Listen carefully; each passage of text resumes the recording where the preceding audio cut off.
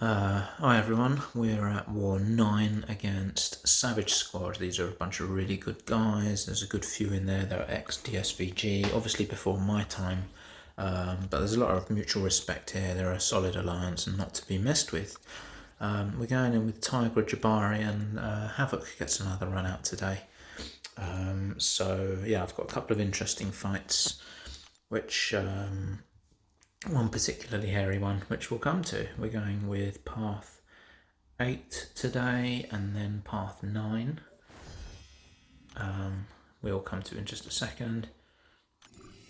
We were a little bit late with our plan. It was all a bit of a headache walk, to be honest, as far as my BG is concerned, but don't need to go into that. So as I said, path 8 and 9, then JessJones on the shared island there, and I was going to go for Gore, but then Meth got to him first and stole it.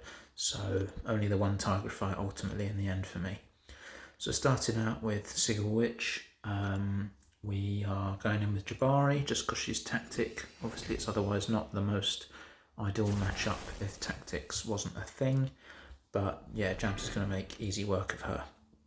The only thing I didn't want to rush the fight too much and go gung-ho. She would melt it, but on the off chance with Witch, where she gets, if she ends up with an unblockable or something, or just something to trip me up. So I still needed to be careful with it and just not be careless really.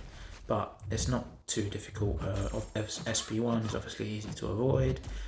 I didn't mind pushing her to an SP2 occasionally as well, but again, if she ended up with an unblockable, it's a little bit more difficult to dex, and I just didn't want to get caught out.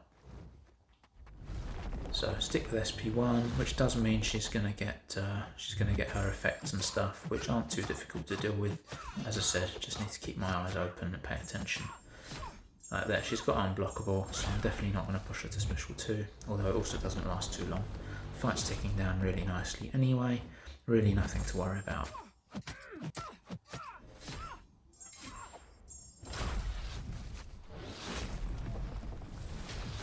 And I've got the hunt active, so my next few hits will just clean the fight out nice and easily. Get a bunch of stacked bleeds on, and she's gone to sleep. Next fight coming up, we've got Bitter Still's Sersi, which is going to be a really nice, easy, quick fight with Tigra. Shout out to him. Yeah, there's not too much to say about it. Just wanted to make sure it's efficient and quick because we ended up having to play for time a little bit later on today as well. Gonna go with a Power Start 1. I didn't use, other than the PS1 boost, I didn't use grey boosts for these first couple of path fights because it was really safe. So I just wanted to be mindful and a bit more efficient. But yeah, Power Start 1 boost here. Combo her to the corner, get another combo going. Gonna get a parry, knockdown. Avoid the SP1. Doesn't quite push me to 3 bars. If I'd have let the heavy finish, it would have done, so I interrupted it with a special 2. Power back was irrelevant there, as she's down already, nice and quick. So yeah, cooking nicely. Now we're coming on to Wiccan on path 9, which Jabari is obviously again really good for, as is any tactic. The nice thing with Jabari also is that as long as I've got my cleanse charge active, so if I even hit into block to start with, it nullifies my, I will cleanse the neutralize that will place on me. So that's good. He's got power focus 2. His special one's obviously really easy to avoid. I can just back off. Special 2 is a little bit more difficult. I'm just happy to take it on the block though. But again, we're ticking down nicely here. I've got the hunt active. And we're going to relic into a heavy opening, almost double those bleeds. I've got 11 on them now. Heavy gives me 19, and that's a wrap. I don't often make use of that, so it's nice to finally get to show it here because it's really effective. And now we come to Korg, which was a little bit more difficult. I feel like it's the first hazard fight I've taken in a while that hasn't either been with tactic or with Absman, who obviously is immune. So it maybe gave me a bit of a false sense of security.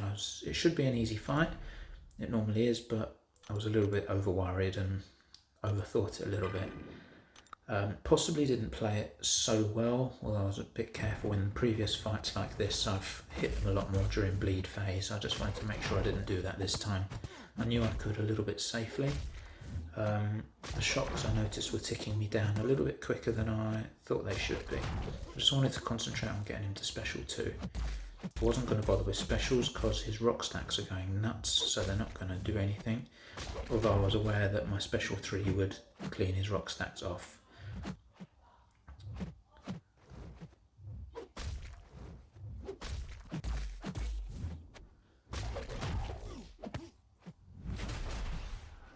And here I threw the special 3, knowing it wasn't going to do anything.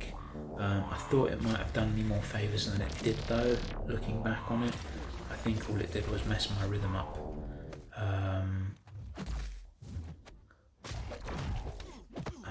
Truth be told, I'm not entirely sure.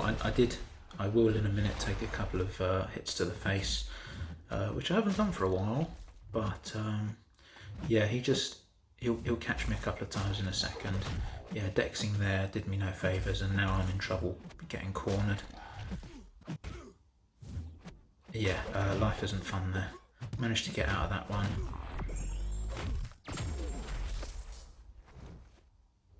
And now I just wait for the explosion and hope I didn't die first. That got really sweaty. That's the closest I've come to dying all season so far. I've got a bit of a good record going now. Touch wood, don't want to jinx myself.